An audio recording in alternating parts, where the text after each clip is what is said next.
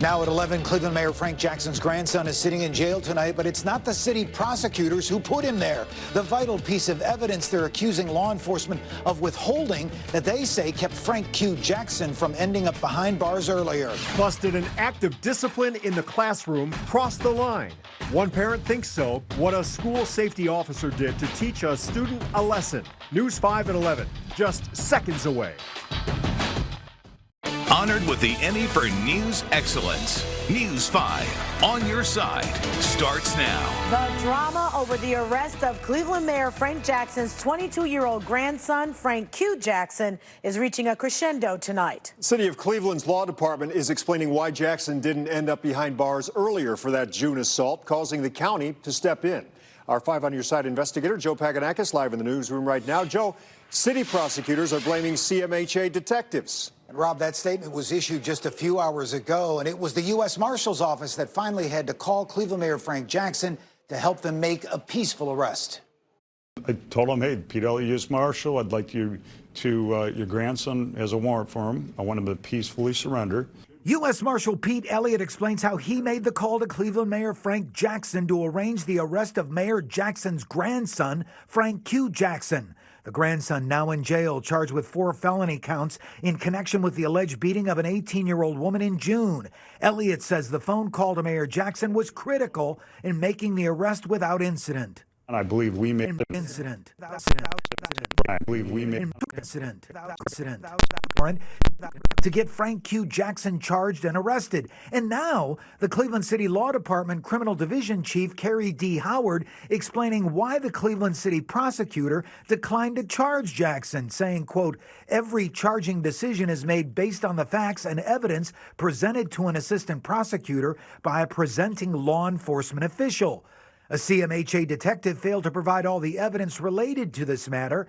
When facts and evidence are withheld, such as the video released yesterday, an educated and informed decision cannot be made. But this CMHA report and pictures of the woman's injuries were enough evidence for the Cuyahoga County prosecutor to go to a grand jury, including this video that police say shows Jackson's truck leaving the scene of the alleged assault. The county prosecutor's office explaining why it moved forward earlier, saying, quote, there are concerning facts in this case, including repeated strangulation of the victim and flight to evade police, which are known to be factors suggesting the victim could be at risk of a future lethal or near-lethal assault. And we contacted CMHA police for a response on the Cleveland Law Department's comments, but we're still waiting for a call back. Jackson will likely spend the weekend in jail. He's set to be arraigned on the 4 felony counts against him on Monday. Live in the newsroom, I'm 5 on your side investigator Joe Paganakis. Well, this is just hard to believe that someone would do this. East Cleveland police say someone set a crate on fire with a dog inside. Now, we want to warn you, what you're about to see is very graphic. Police tell us the dog was a stray. The people that took the dog in brought him to their apartment, but say they didn't have enough room. So they placed the dog in the crate and left him in the parking garage. Now, at some point, police say someone came along and lit the crate on fire. Officers took the dog to a vet, but say the burns were so bad, they had to put him down. Cleveland police are investigating a shooting on a playground at the Glenville Recreation Center. Police say a 17-year-old was shot in a leg, taken to a local hospital. No word tonight on his condition or if there have been any arrests.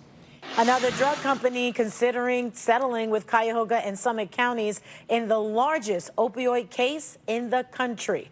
Attorneys for Mallinckrodt are taking a $30 million deal to resolve their part in the case, which is set to go to trial on October 21st. $24 million will be in cash, $6 million in products, some of which are used to treat addiction. The counties are suing 22 companies, accusing them of knowingly pushing the deadly drugs despite knowing the risk. Both county councils and the company's board still need to approve the deal. Newly released 911 calls appear to show the lengths a Canton postal worker went to so he could cover up the fact that he accidentally fired a gun while on his route. The Stark County Sheriff's Office says Harry Royal made up a story about being attacked, even purposely fired a second shot so he wouldn't lose his job. But deputies figured out his story was a lie. He was beating the hell out of me, and next thing I know, if I hadn't had this thing, he probably would have did me in if he was planning on it. I don't know if he was trying to rob me or kill me. Well, there's still no explanation for why Royal even had the gun on him in the first place. USPS bans firearms on its property. The law enforcement arm of the U.S. Postal Service also investigating and still deciding if Royal should face charges. A smash and grab was caught on camera early this morning in Kirtland. Police are sharing video of a stolen minivan ramming into a Circle K on Chardon Road just before 5 a.m. You can see several people entered the store, grabbed the ATM, and then took off. Police say they got into a second minivan that was waiting outside. Willoughby Hills police spotted the getaway car and chased it, but stopped when they reached Cleveland city limits. An 11-year-old handcuffed in a Lorain classroom as part of a life lesson that some say went way too far. Well, the school district tells us the mother okayed. Too far? School district. Too far? School district. Too far? Too far?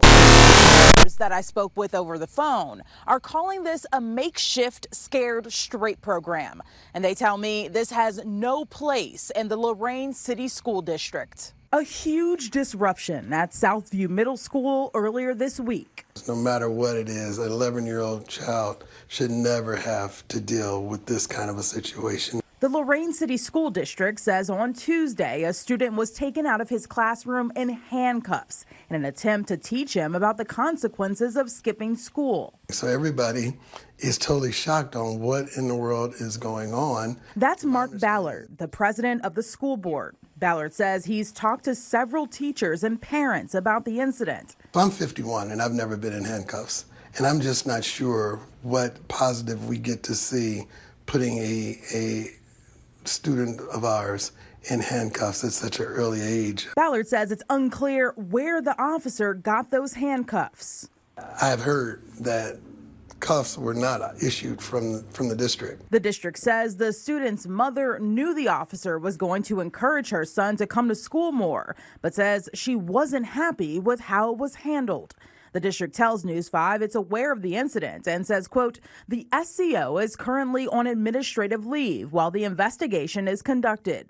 Ballard says there are better ways to get kids excited about school. For some kids it's sports. For some kids it's intramurals. It's going out to the playground. So you've got to find that thing to motivate a kid who wants to learn. There will be a full investigation into the officer by the district, and Ballard also tells me they will address this issue in the next school board meeting. In Lorain, Amanda Van Allen, News 5. Family, friends, and even strangers will gather Saturday afternoon to raise money in the memory of a murdered teenager. Samantha Guthrie disappeared last November. Her body was found a few weeks later in a wooded area. Police say she was shot to death. Tomorrow's fundraiser is a partnership between Samantha Guthrie's family and Drug-Free Clubs of America. It starts at 1 p.m. at the Old Walker Shelter in the Portage Lakes area. Several items will be sold or auctioned off, and all of the money will go towards the Samantha Scholarship Fund. Students who commit to drug-free lives will be eligible for that scholarship. It's not just about getting justice for Samantha. It is also about making sure that there are no more Samanthas. 4 people were arrested in Samantha's case. 2 of them, Danny Hamby and Tony Kenny, are scheduled to stand trial for murder later this month. Next week, the trial begins in a Lorain County case that made international headlines. 2 years ago, News 5 showed you this police body camera video showing Ahmed Holley being pinned to the ground after a hotel clerk called 911 claiming he'd pledged allegiance to ISIS. In fact, he was here to get treatment from the Cleveland Clinic, and all that hotel clerk knew was that Ahmed was speaking Arabic during a phone call and wore traditional Arab clothing. He sued that clerk and Marriott Hotels. Trial starts Tuesday morning. Nearly 31,000 Cuyahoga County voters will be removed from the state's voter rolls. In July, Secretary of State Frank LaRose sent out 235,000 last chance notices for inactive voters to keep their names on the list. The state says about 12,500 voters replied and will become active voters again as a result. The purge did take into account some exceptions like voters incorrectly placed on the list because of a vendor error or registrations for which voting history was missing. Those exceptions kept nearly 500 people on Ohio's voting list in Cuyahoga County. Election officials say of those whose registrations were canceled, most are people who moved or have died. Say A, B, G, C. Well, this man went from practicing the alphabet with his daughter to a hospital bed, unable to speak. Next at 11, the mysterious lung condition spreading the country. Well, the wait is almost over. Let's go, Brownies. Let's go. Browns back in action Sunday afternoon. I'll have a breakdown of your Browns football forecast coming up. The CDC is working to find out what is behind a growing number of cases of severe lung illnesses across 33 states, including Ohio. 3 more deaths have been tied to vaping in Minnesota, California, and Indiana, bringing now the total to 5. As health officials investigate the 450 possible cases, they're telling everyone to stop vaping immediately. 24-year-old J.D. Hernandez is putting a name to just one of those cases. His mother says he suddenly started struggling to breathe 6 months after he began using e-cigarettes. He is now fighting for his life. It's very hurtful to see your child in so much pain and not be able to help him. The CDC is investigating whether the illnesses may be related to specific devices, ingredients, contaminants, or a combination of factors. I had 2 cops come here last night and steal my weed, and I want it back. Yep, an Ohio man called 911 to report the officers he said stole his weed and insisted for 5 full minutes it was legal to possess pot for recreational use in the state. It was only like 4 grams, but it was really good weed. It was only like 4 grams, but it was like, prestige weed. And the took it. And from what I know, 100 grams is cool, right? Or am I wrong? You are wrong. Well, he hung up on the dispatcher when he realized he was not going to get his marijuana back. While some Ohio cities have decriminalized the possession of pot, it is still illegal to have it. Police say they decided to share this call on Facebook to clear up any confusion about state law. He may be the only one confused, I think, on that one. All right. Now, an airline mechanic sitting in jail tonight accused of sabotaging a plane with 150 people on board. And pilots noticed the problem just moments before takeoff. The 60-year-old mechanic is charged with disabling a navigation sensor on an American Airlines flight. The sensor tells the crew things like the airspeed, the pitch, nose up or nose down, and other critical data. You have to know how fast the plane is going to do a successful takeoff. It's a very dangerous malfunction. The man told investigators he was upset over a contract dispute between the mechanics union and the airline. The feds said the mechanic told them he was losing money without a deal and hoped for was losing the mechanic school district was losing the mechanic school district saying he was even willing to smile for the camera as he spray painted graffiti at the new Peterson Pool in Clegg Park. Police say the two went into the park last Tuesday just before midnight when the man pictured vandalized a brick building near the pool. So if you recognize either of the people in these pictures, police are asking you to call the non-emergency line and report them. Piece of World War II history on display this weekend in Northeast Ohio. A B-17 plane has flown into Lost Nation Airport in Willoughby. News 5's photographer Bob Finner is giving you a closer look at this historic piece of machinery in action. Welcome to Lost Nation Airport.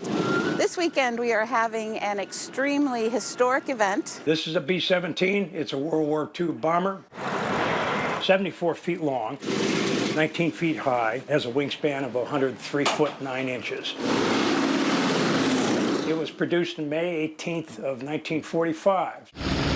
Most of these airplanes were built by women. Able-bodied men were fighting. This would have been on missions anywhere up to the low 30s of thousands of feet. This area was dedicated to the radio operator. As most of the veterans are passing, you're getting families, kids and grandkids. They have an attachment to the airplane or an emotional connection so they can come see where Grandpa or where Dad flew and fought and read some of the details. It is not just a ride on a historic aircraft. It is a truly sentimental journey. We'll have some other displays here of some World War II era vehicles and aircraft. I don't want at any point for the men and women that served in World War II to ever think they were forgotten. Shout out to Bob Finner for shooting Way that. to That's go, pretty Bob. incredible. Mm-hmm. Well, 85 members of Ohio's Task Force 1 are actually heading back home after traveling to Florida, Georgia, and North Carolina to help with Hurricane Dorian. Yep, the team covered 2,400 miles, ready to spring into action if it hit the United States. But thankfully, the worst of Dorian did stay over the ocean. The hurricane did, however, leave its mark in North Carolina, making landfall today as a Category 1 storm. That storm dumping nearly 14 inches of rain in the Outer Banks. First responders had to rescue an estimated 800 people who did not evacuate. All right, Ramisha, well, enough with Dorian. We've been talking about that storm for a couple of weeks now. Let's talk about what's happening in the CLE. Well, we're going to talk about it a little bit more. A little bit. Yeah, we don't want to talk about it anymore, but yeah, it's still hanging on. But at least now it is racing away from the U.S. East Coast, so good news there. Really picking up speed, moving off to the northeast around 25 miles per hour. Still a Category 1 hurricane with maximum sustained winds at 90 miles per hour. Notice weather conditions have improved for the Carolinas. The southeastern portion of New England, though, will get some heavy rain and some strong wind gusts overnight into tomorrow, but Dorian will quickly move into Nova Scotia by tomorrow afternoon and evening, still as a Category 1 hurricane. That's where the hurricane warnings are currently in effect. So Dorian finally moving away. That is good news. Closer to home, it's going to be a nice, quiet night. We did have a few showers popping up on the Power of 5 radar earlier as a weak front moved through, but nothing at all right now. All of those showers have come to an end. And it should be a pretty nice weekend as well. Just a very slim chance for a few showers for tomorrow and Sunday. Pleasant temps for this weekend. Getting hotter and more humid next week, but overall just very comfortable for your weekend. Storms possible next week as well.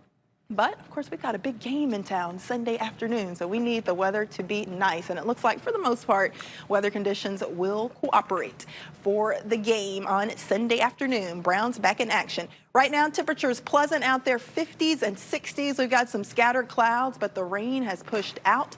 Overnight, we'll keep things fairly pleasant, maybe a little on the cool side farther inland, but for Cleveland, upper 50s by 6 a.m., maybe low to mid 50s a little farther inland, but 63 by 9, maybe a few sprinkles in the morning, but most of you staying dry. If you're going for that morning jog or bike ride, things should be pretty quiet. So there's Dorian racing towards Nova Scotia away from the U.S. Here's the weak front that triggered a few showers for the afternoon hours for today. That's moving out, but there will be a couple of tiny disturbances over the weekend that will keep a low chance for a little bit of rain in the forecast for tomorrow and again for Sunday. Of course, Browns in action at 1 p.m. Sunday afternoon, so it looks like there will not be any widespread rain in the area, so certainly great news, and I'll try to keep it that way for you. It looks like Vandals.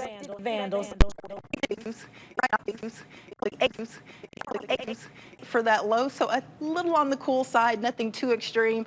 Overall, tomorrow looking pretty good if you're heading out for a round of golf in the morning or going out to maybe mow the lawn, run some errands. Things are looking great. Maybe you're just going to relax like this guy and just enjoy the weekend and the break from work. Temperatures will be in the low 70s by the afternoon, just a low chance for a little bit of rain.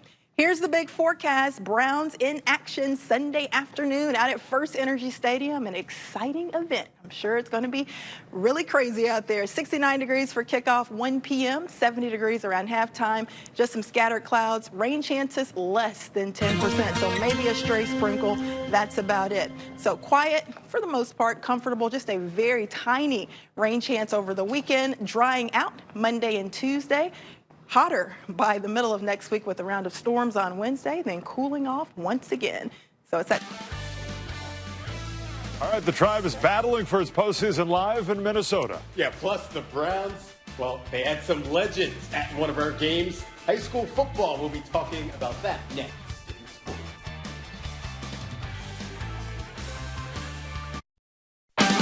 News 5 Sports is sponsored by your local Cleveland, Akron, Canton Volkswagen dealers. All right, with the Tribe 6.5 games out of the division, it may be time to focus on that AL wild card. Yeah, they're currently a game and a half behind the A's for the second and final wild card spot, though. But Tito and the Tribe could get back closer to the division lead with a weekend series in Minnesota. Top of the third, Frankie Lindor crushes a home run. That one, the right field, goes 433 feet. His 28th of the year puts the Indians up 1-0. Top of the eighth, the Indians strike again. Oscar Mercado triples to right. That would help get a run across as Mercado would score by way of a sac fly. This one currently in the 9th, game tied at 2. This one currently tied at 2. Vandals. This one currently tied at 2. You know the story. It took Mayfield less than 3 games to supplant Taylor as the starter and ultimately the leader in Cleveland today. And no surprise, his teammates selected him a captain for 2019. Mayfield, along with linebacker Christian Kirksey and long snapper Charlie Hewlett, are the 3 guys that will wear that captain patch all year long. Over to high school football, early candidate for Game of the Year tonight in Menor, Derek. Yeah, before the game, former Browns players were there to present both Coach Kyle and Coach Trevisano game balls for their commitment to high school in Northeast Ohio. The Cards Nest ready to go over at Menor. First quarter, Cards down 6-0. Brian Trobel, though, changes that with a touchdown run. Menor takes a 7-6 lead. The ensuing kickoff, guess what? Connor Camille is going to take this one back. Left coast to right coast, untouched. Menor takes a 13-7 lead. And then later in the quarter, Menor gives it to Trobel again. He'll find the end zone again as they hold off St. Ignatius 38-31. All right, so Dunedin gets the win tonight. Remember that battle of 1-0 teams on the east side. Benedictine hosting Shaker Heights. Bengals holding on to a 14-6 lead late in the third. Ronnie Schultz over the middle to this guy. Get your rosters right online. Deep into Shaker Heights territory. Little horse collar. A few plays later, beginning of the fourth, Jalen Edwards takes it in from 2 yards out. Benedictine runs away with it 35-6. Rivalry night in Parma. Padua hosting the Fighting Rob Powers. Holy name, Drew Butler. Up top to Daniel Peterson into your living room. Led to a Padua touchdown, 7-0 Baby Bears. Padua trying to add to it late in the second. Going to the well again. This time it's Holy Name's Eric Jones Jr. Picks it off. He's going the other way. 4-point game at halftime. It was a 2-point Padua lead late in the fourth. Holy Name for a field goal and the win. Blocked by Johnny Harris. Bruins hold on for the 14-12 win. 2 weeks in a row, field goals deciding games. Yeah. Blocked field goals deciding games. So, Avon Lake, Avon. Dunedin wins. Sorry, Rob. We'll be right back.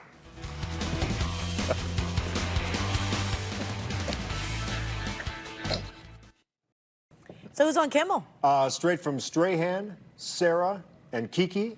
Oh. Kiki Palmer. The new